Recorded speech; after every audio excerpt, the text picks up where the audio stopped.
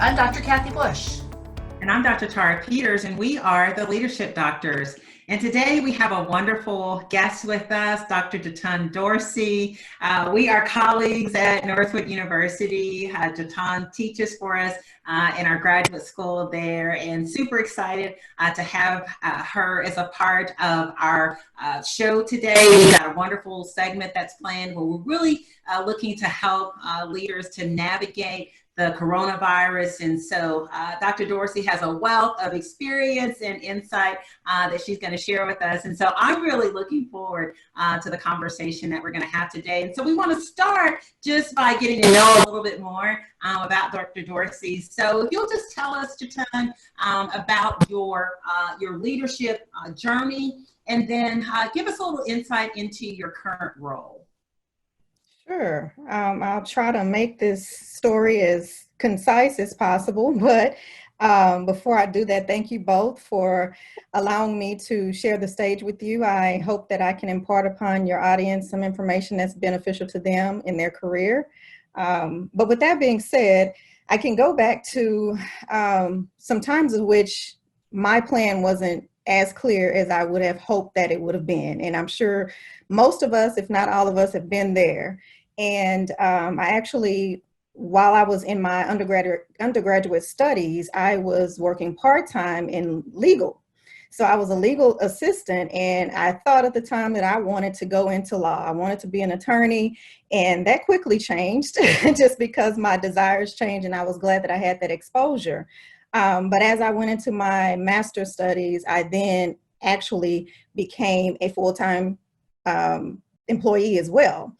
So in doing so, I kind of just, put myself out there with my resume and everything and just felt my way through the process and ended up, I like to say accidentally on purpose, getting a full-time job in the mortgage industry. And that just began my career in that industry, and it hasn't changed since. So with that experience, though, I was actually working in a branch from a marketing perspective. So I was assisting the loan officers with marketing and helping them maintain that aspect of their business. And after a year, the branch had a layoff. And so I was there finding myself again at a point of which I needed to find employment. So about a year later, I was able to secure another job in a bank that's local to my area.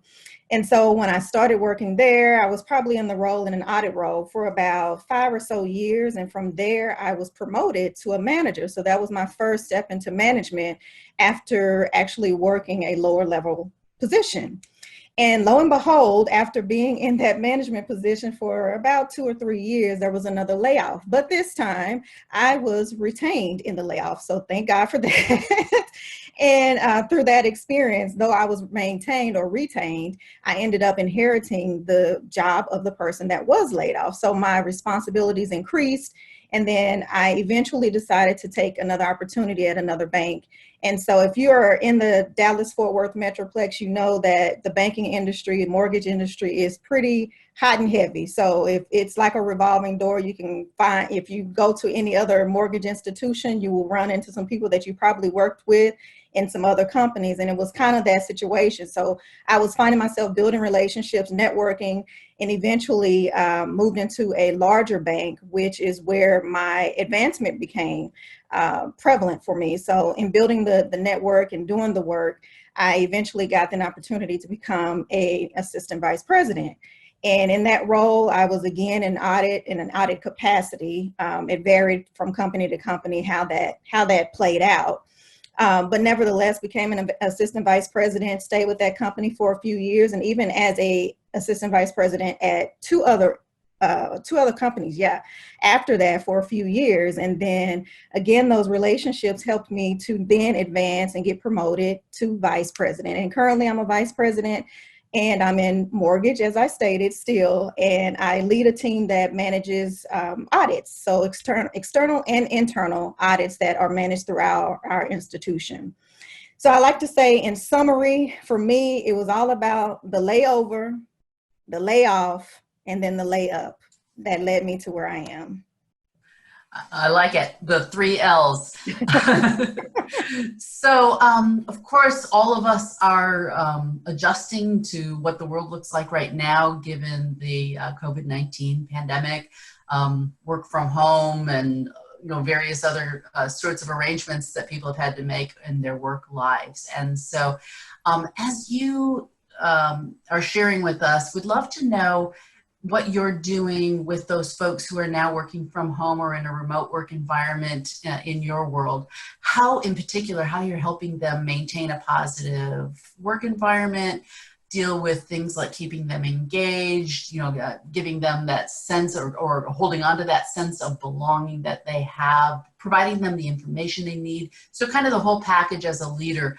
If you could give us some ideas, lots of other leaders who will be watching this are struggling with figuring some of those things out. And so hopefully they'll get some cool ideas from what you're already implementing. Sure. So I guess the benefit for me is that some of my directs were actually already work from home full time. So the transition was partial, but it also wasn't as complex and difficult as it may have been for many who have more that are not working from home and they're having to do a full transition. But nevertheless, it was still a change within my team. And so it was important. Oh, one other thing before I go into my points is the fact that my team is spread across the US. So we're not in the same office on a BAU day anyway. So considering that, it was always my intent to ensure that there were things in place that continue to maintain the camaraderie within the team, the culture, the environment, all of those things. And in order for me to do that, what was important for me is to ensure that we continue to, especially in the midst of this crisis, to make sure that everything that we do was in an effort to potentially get us as close to normal as we can, because change, especially sudden change, can really rock the world of your employees if they're not prepared for it, if they're unsure of what may happen, they may be concerned about their jobs. All of those different things are important to consider. And so some things that I incorporated or really enforced or reinforced was that we would continue to have meetings, regular meetings, whether it be my one-on-ones, our team meetings, any other meetings that were important to maintain the updates and maintain the information is being shared as it should be. And not just having meetings to have meetings, right? So of course they had significance behind them, but definitely maintaining those one-on-ones and the team meetings, because the one-on-ones are important to have that individual conversation with your direct to see what their challenges are, to see how can you assist them in navigating in this change. And then from a team perspective, it gives us an opportunity to come together and share what we want to share for the greater good of the team.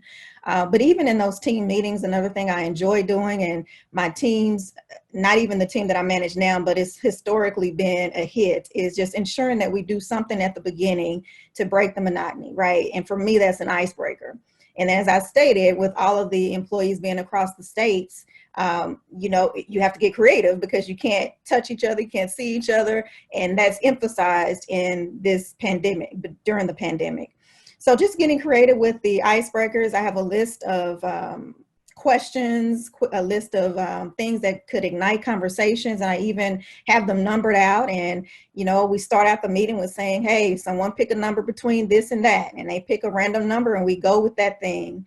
And then, even creating opportunities to administer some of the surveys that you can do, like the 360 or the DISC, and use this time to better get to know and connect with your employees, and your employees can connect with each other. Jatun, as you were sharing there, I can already see how one of your key priorities is trying to maintain a sense of normalcy so people can stay focused on the business. And certainly that's a key priority for business leaders, because at the end of the day, your customers still have expectations, you still have to deliver. There are still performance metrics and things that you're trying to meet. So in addition to trying to maintain a sense of normalcy in terms of your meetings and that type of engagement, give us some insight into other types of things that you're doing to help your employees stay focused on the business needs? Because one, they may have other distractions, even though they may have been working at home. Maybe now they have new coworkers because they're homeschooling, or maybe now their spouses at home, right? So they're navigating that brand new dynamic. So how do you keep them focused on the business needs that you have, and any other kind of adjustments that they're having to make during the pandemic, how you're helping them navigate through that? Yeah, I think what's important is keeping them informed, understanding that even from a corporate perspective, there are communications that may come out from senior leaders that they may not be directly engaged in. And again, it goes back to a point I made earlier. Some employees are concerned about whether or not they have a job tomorrow, right? Others may be more concerned about other people in their household and them having to carry the load. So there are so many different things to be considered that you may not think because it's not at the top of your mind. But ensuring that whether it be a top-down communication, that your team is always informed to the best of your ability. Of course, some information may be, they may not be privy to right away, but whatever it is that you can share to provide comfort for them to know that, you know, my leader is going to come to me and inform me so that I can be equipped and ready for whatever there is to come. And on top of that, because I am informed, I can feel more comfortable about BAU. That means keeping my business as usual, like doing the things that I know that I'm responsible for without this extra worry, concern, or uncertainty. That sounds really smart. And I'm sure that the people who work in your department are grateful to have that kind of stability. And they probably know friends, family members, and others who don't have that. And so they're probably telling the stories about, boy, my boss or my environment, my situation, just handle it in this way. So that's great. Yeah. All right. So just going a little bit big picture, Jatun, if you will, want to think about some of the major principles that you've been focusing on as a leader over the course of your career as a leader, or even in preparing yourself to be a leader. What are some of those major principles that you bring to work? And in particular, if there's any that you are really emphasizing during this crisis situation? Mm-hmm. So I'd say adaptability, flexibility, and agility. Adaptability, as a matter of fact, all three are pretty important even pre the pandemic, and will be more emphasized during and will continue to be important thereafter. So I'd say that for a leader to be engaged from those three aspects even early on would have prepared you for such a time as this. So just adaptability, meaning that now that this crisis is here, none of us expected it, none of us were prepared for it. But in order to be able to adjust and pivot during this time, you have to have the nature of adaptability. So becoming aware of what's going on and figuring out what it is that I need to do differently in order to ensure the success of my team. And then flexibility. I know throughout this conversation thus far, we've talked about how there's uncertainty. There are different things that individuals are dealing with in their homes that we may not be fully aware of. So just being flexible during that time to understand, not only understand, but have empathy for those things that your team may be going through as individuals. So informing yourself of that and making sure that there is a way that I can offer some sort of flexibility so that they don't have that additional added stress and strain on them, and therefore resulting in them not being able to perform.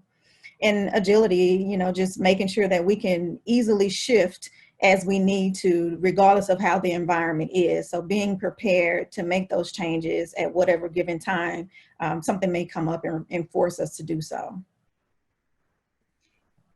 You know, Jatun, it's clear that, I mean, that you have your arms around what's going to be helpful to your team, to those who are in your charge. It's also clear that you have insights, and those insights are a function of your experiences, and they're also a function of your education as well. So I think it would be great for our audience to be able to understand from your vantage point what you've done over the years to grow and to develop yourself, and what is it that you would actually share with them that you think would be helpful to them as they look to invest in their own growth and development to prepare themselves, whether it's a professional aspiration or maybe it's even something personal, but to give some perspective on that. First thing is to have clarity about your own personal goals. So it's important, at least for me, to have not only a thought of what it is that I anticipate for my career, but actually documenting that thing, right? So that it becomes real to me. And because with that clarity, I can then go into my next recommendation, which is to get a mentor. So I can't get a mentor well, you can, but it won't be as effective. But you can't get a mentor without that clarity, because then you don't know if that person is going to be in alignment with the direction that you're trying to take your career.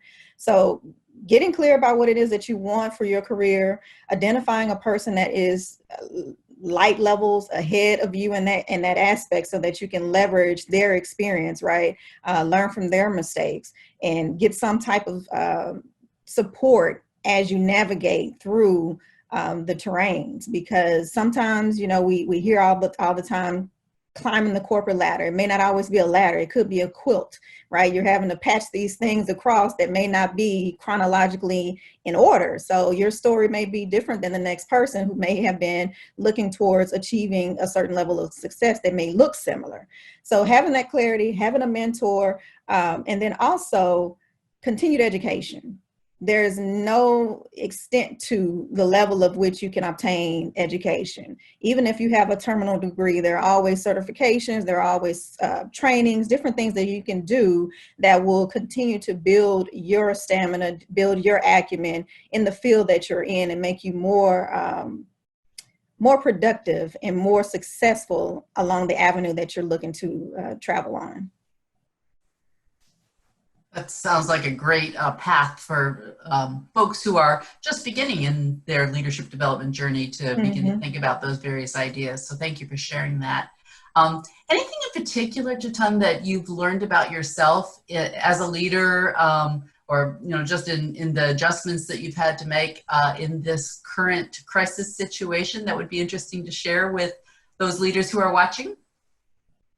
Yeah, well, I say that I'm really a people person as much as as much as I'm an introvert as well, which is, it kind of, when you say it, when it rolls out of your mouth, it kind of sounds contradictory, but I'd like to think that that is my approach. So when I highlight that, it's because I see how I can easily work with individuals to help them navigate through the terrains of such a time as this, right? The pandemic, or having concerns about what this may look like for them, things of that sort. So just being able to show empathy and be open to having those conversations with your team, so that you, for one, know exactly what it is that they're needing, and not just dishing out what you think they need, and finding ways to really work with them to make it a productive journey for the team altogether. So I say, for me, I've had the opportunity to emphasize those characteristics even more in this environment. Well, Dr. Dorsey, you've been so insightful today. Wonderful lessons and perspective that we know that leaders will be able to add to their toolkit and be able to apply in their careers, and specific also to this pandemic, because the hope is that we all come out of this stronger and better.